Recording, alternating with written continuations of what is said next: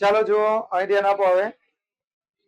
નહીં નહીં નહીં, ધ્યાન અહીંયા. ચાલો જુઓ, ખાલી તમે ચેક કરો કે તમારો જવાબ આવ્યો કે બધાનું ધ્યાન ઉપર.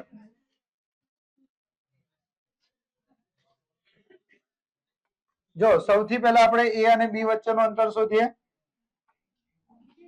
જો મેં સૂત્ર હવે લખતો નથી, તમારે ખાલી સૂત્ર લખી દેવાનું. હવે શું કરવાનું, તમારે એ બી સ્ક્વેર તમારે શોધવો હોય તો જો 1 માંથી કેટલા માઇનસ કરવાના? 2. તો અહીંયા તમારે લખી નાખવાનું 1 માઇનસ 2 આખાનો વર્ગ વત્તા બીજા કૌંસમાં 5 માઇનસ 3 આખાનો વર્ગ. બોલે આટલું ક્લિયર? હા, ચલો તો હવે શું થશે? હવે જો 1 માઇનસ 2 છે સ્ટુડન્ટ, 1 કેવા છે નાના અને 2 કેવા છે મોટા. 2 ની આગળ કયું ચિહ્ન? માઇનસ. 1 માઇનસ 2 એટલે માઇનસ 1, તો માઇનસ 1 નો વર્ગ. અને આ બાજુ જો 5 માઇનસ 3 એટલે કેટલા? 2, 2 નો વર્ગ. તો માઇનસ 1 નો વર્ગ કેટલો થાય? 1, અને 2 નો વર્ગ કેટલો થાય? 4. એટલે ટોટલ કેટલા થઈ ગયા? 5. હવે આપણે આનું વર્ગમૂળ કાઢી નાખીએ સ્ટુડન્ટ, તો એ બી બરાબર કેટલા થઈ જશે? વર્ગમૂળમાં 5. પહેલાનો જવાબ તમારો આટલો આવે. બરાબર. ચાલો હવે આપણે જોઈએ બીજું. હવે કોનો માપ? B C. બીસી. તો અહીંયા આપણે લખીએ બીસી સ્ક્વેર. ઉપર ધ્યાન બધાનું.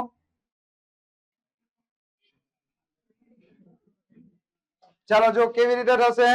અહીંયા ધ્યાન આપો. અહીં કેટલા છે? 2. અહીં કેટલા છે? -2. તો 2 આ 2 લખી નાખો. પછી શું લખવાના? માઇનસ. પછી આ કેટલા? -2. તો માઇનસ માઇનસ પ્લસ 2. બરાબર. પછી જો અહીં કેટલા? 3. 3 માંથી કેટલા માઇનસ કરવાના? -11. તો અહીં લખવાના 3 માઇનસ -11 છે, તો માઇનસ માઇનસ પ્લસ 11. તો કરો 2 ને 2 કેટલા થાય? 4 નો વર્ગ. 11 ને 3 14, 14 નો વર્ગ. 4 નો વર્ગ 16, 14 નો વર્ગ 196, 196 વત્તા 16 212. આનું વર્ગમૂળ કરી નાખીએ સ્ટુડન્ટ, તો બીસી બરાબર 212 કયા ઘડિયામાં? તો અહીંયા લખીશું આપણે 212 53 ગુણ્યા 4. તો 4 નો વર્ગમૂળ થઈ જશે 2, 2 વર્ગમૂળમાં 53. બોલો ખબર પડી? હવે આપણે કરવાનું નંબર 3, સીએ અથવા એસી. તો અહીંયા આપણે લખીએ એસી સ્ક્વેર બરાબર. ધ્યાન અહીંયા રાખ.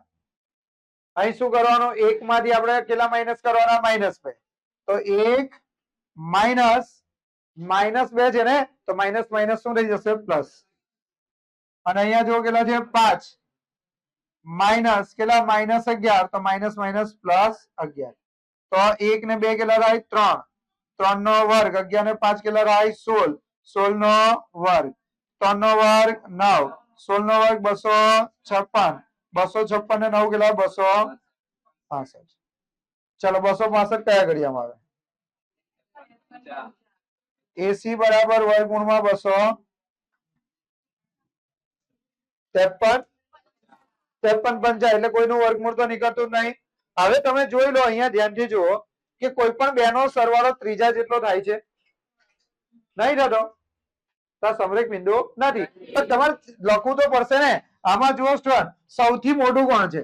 અહીંયા વર્ગમૂળમાં 5 છે, અહીંયા વર્ગમૂળમાં 212. આ ના જોતા, અહીં જો 212 ને કેટલા? 5.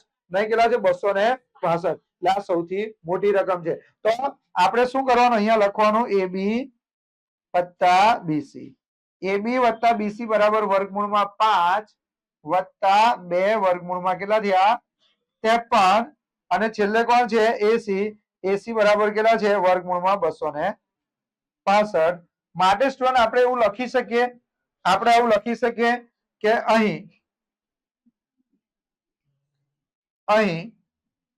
શું થયું? એ બી વત્તા BC does not equal to કોણ? એસી છે.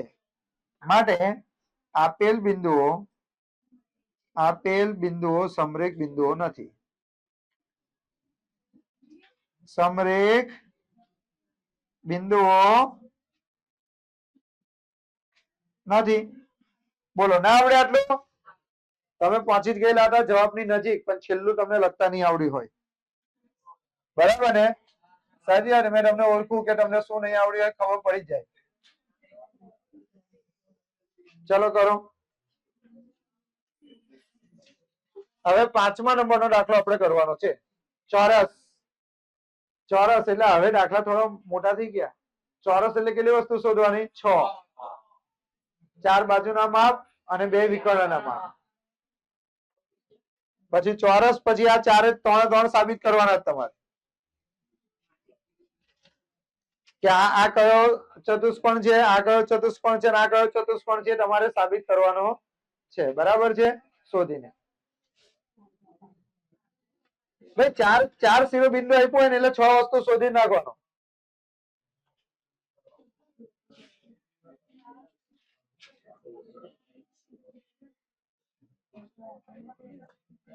લખાઈ ગયું છે?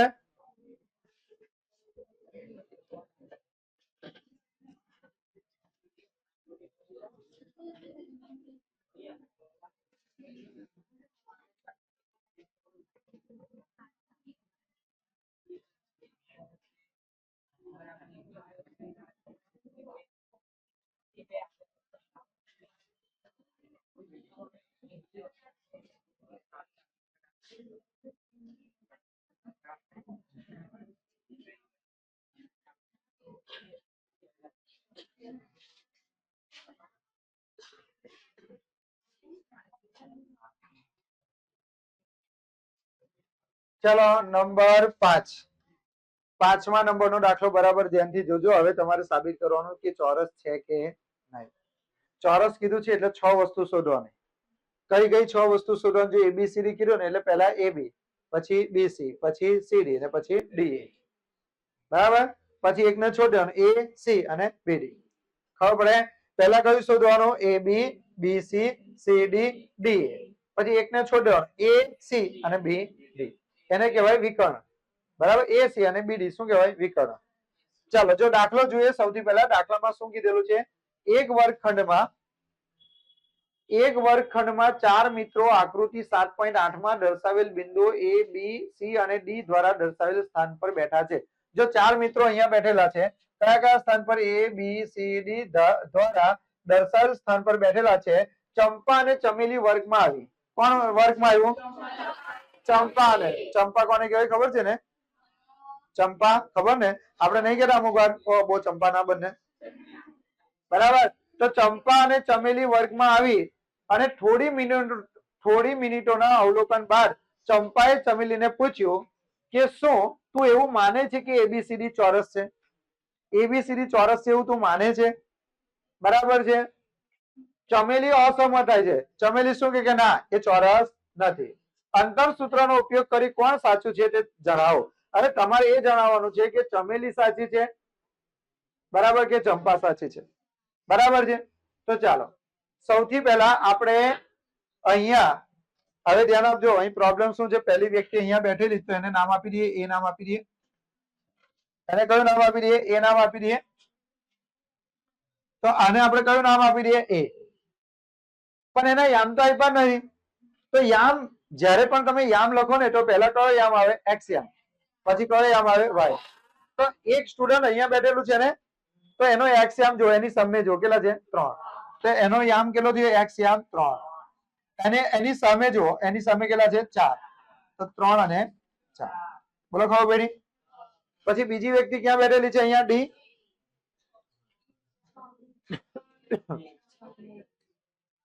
તો અહીંયા ડી છે. અહીં નામ દેખાતા નહીં ભાઈ. તો આને આપણે ધારી લઈએ એ. આ તો ડી છે જ, અહીં લખેલું છે. તો પહેલા એક્સ યામ કેટલો? 6. તો અહીં આપણે લખવાનું 6 અને અહીંયા આની સામે કેટલા? 1. 6 અને 1. આ એ હશે, આ બી હશે. આના યામ આપણે જોઈએ તો આની નીચે જો, સામે જો કેટલા છે? 6. તો અહીં આપણે લખવાનું 6 અને આની સામે કેટલા? 7. પછી આ કોણ હશે? સી. આની સામે જુઓ 9 અને આ બાજુ જુઓ કેટલા? 4. બરાબર, એટલે 4 માપ થઈ ગયા. એટલે ખબર પડી 4 માપ કેવી રીતે. ચાલ હવે આપણે દાખલો કરીએ. ચંપા સાચી છે કે કોણ સાચું છે જોઈએ પેલા. તો સૌથી પહેલા લખવાનું, અહીં ધ્યાન આપજો, અહીં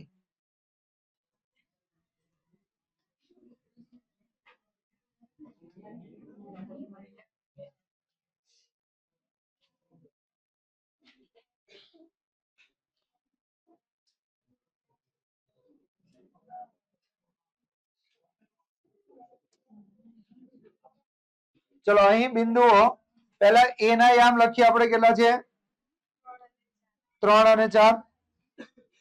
બી ના યામ આપણે લખીએ 6 અને 7. સી ના યામ આપણે લખીએ 9 અને 4. અને ડી ના યામ આપણે લખીએ 6 અને 1 આપેલ છે.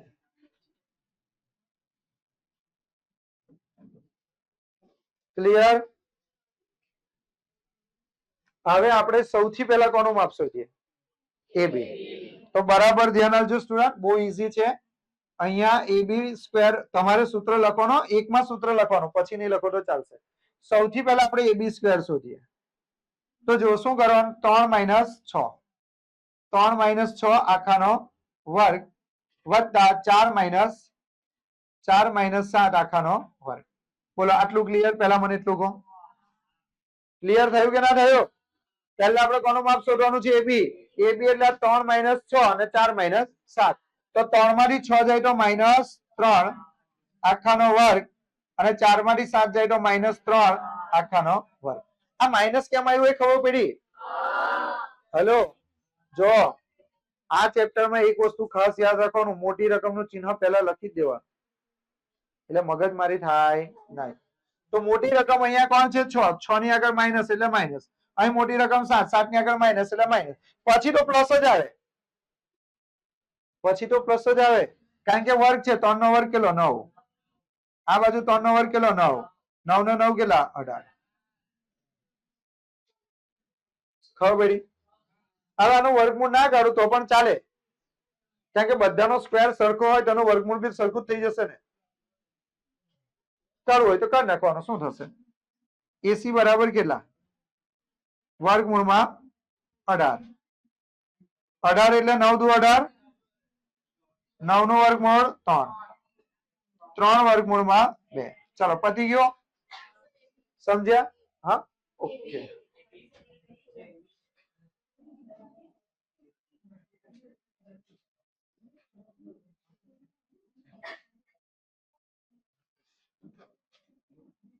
હવે આપણે કોનું માપ શોધવાનું, એ બી નું પતી ગયું. હવે બીસી. તો આપણે અહીંયા લખીશું student BC square. BC square એટલે 6 માઇનસ 9 વત્તા 7 માઇનસ 4 આખાનો વર્ગ. 6 માંથી 9 જાય તો માઇનસ 3 આખાનો વર્ગ. 7 માંથી 4 જાય તો 3 આખાનો વર્ગ. 3 નો વર્ગ 9, 3 નો વર્ગ 9, 9 ને 9 18. માટે બીસી બરાબર વર્ગમૂળમાં 18. 18 એટલે 9 દુ 18, 9 નું વર્ગમૂળ 3, 3 વર્ગમૂળમાં 2. જો બે બાજુના માપ તો સરખા મળી ગયા. બરાબર. હવે ત્રીજી બાજુ પર આવી જઈએ આપણે. કોણ આવશે હવે બોલો. સીડી.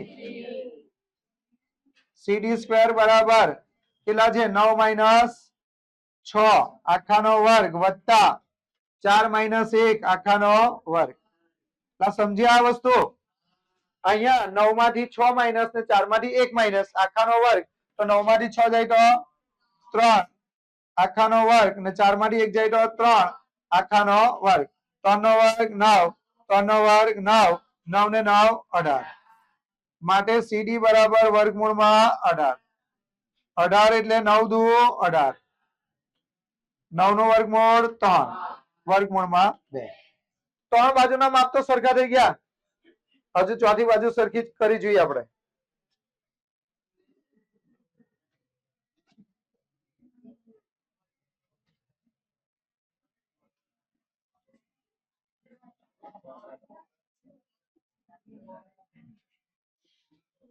ચાલો આગળ જો, હું કાનનો છે ને ખાસ તો તમને જોઉં છું, મારે ખાલી પકડવો છે કોઈ એક જણને અવાજ કરતા. જો આમ ફરો ત્યારે તમે જે થોડી નાની નાની વાતો કરો છો ને, એ છોકરો હોય કે છોકરી હોય, એક જણ ખાલી ઝડપાય તો તમે હવે પછી જ્યાં લગીને લેક્ચર ચાલે ને ત્યાં લગીને તમે અવાજ નહીં કરો. એટલે આશા રાખી કે ઝડપાઈ જાય, નહીં તો છેલ્લે વધારે ગુસ્સો હોય તો હું કેમેરામાં જોઈ લઈશ. બરાબર, કેમેરામાં જોઈશ તો ઘણા બધા પકડાશે, ને મને જેટલા વધારે પકડાશે ને એટલી વધારે મજા આવશે. કેમ? કારણ કે ફૂટ પટ્ટી તૂટી ગયેલી છે.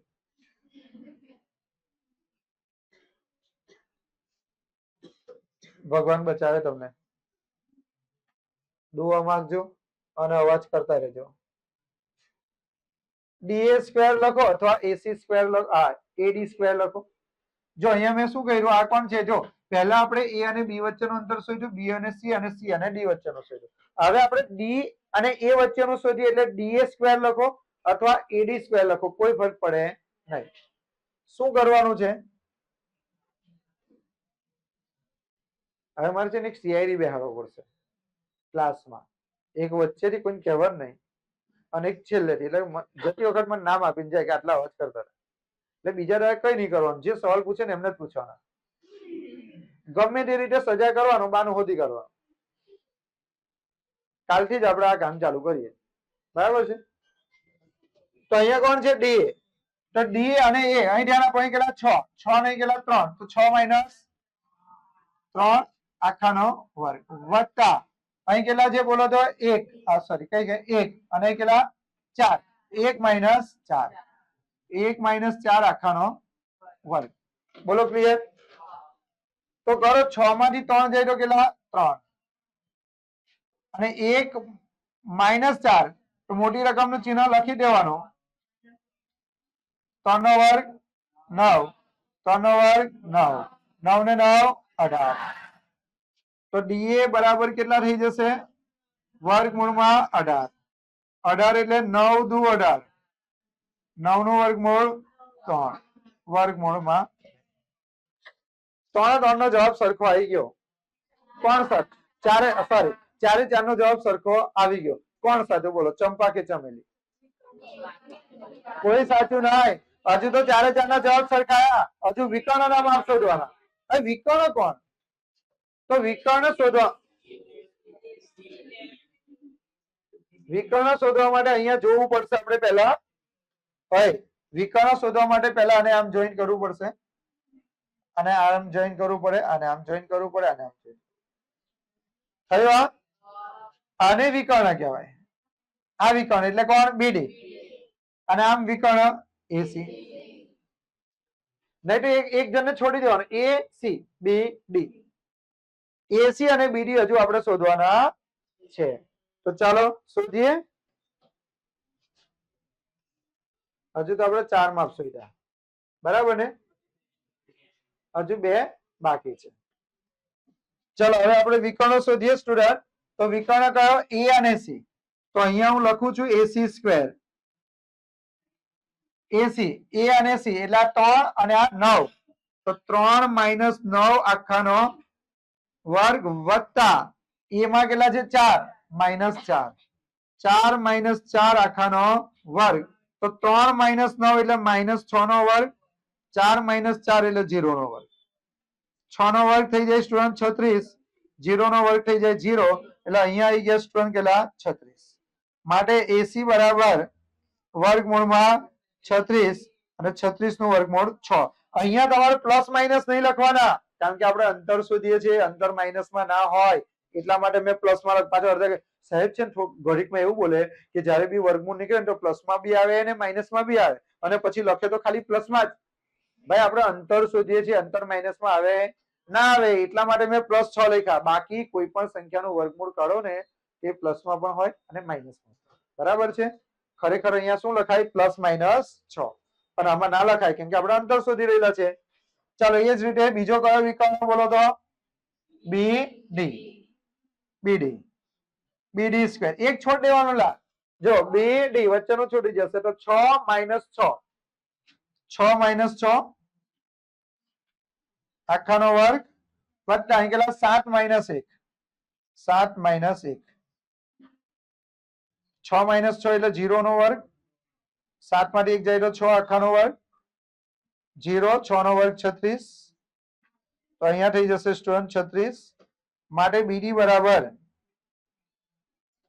વર્ગમૂળમાં 36 માટે જવાબ આવશે 6 તો સ્ટુડન્ટ અહીંયા શું થાય છે કે ચારે બાજુના માપ કેવા છે સમાન તો જો હવે અહીંયા હું નથી લખતો આમ અહીં કઈ કઈ બાજુના માપ સરખા થયા AB બરાબર BC બરાબર CD બરાબર DA તથા વિકર્ણ કયા AC થાય બરાબર છે માટે શું છે ચોરસ છે આમ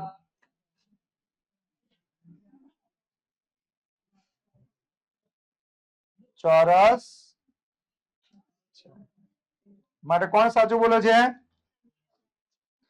ચંપા કે ચમેલી તો એ તો જાતે લખી દેશો ને જે સાચું બોલતું હોય જેને કીધેલું ને કે આ ચોરસ છે બરાબર જેને એવું કીધેલું કે આ ચોરસ છે એ શું બોલે છે સાચું ચાલો કરો